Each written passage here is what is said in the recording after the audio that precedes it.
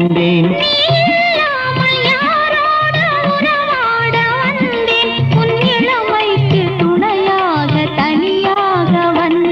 நான் மலரோடு தனியாக ஏன் இங்கு நின்றேன்? என் மகாராணி உன்னை காண ஓடோடி வந்தேன்.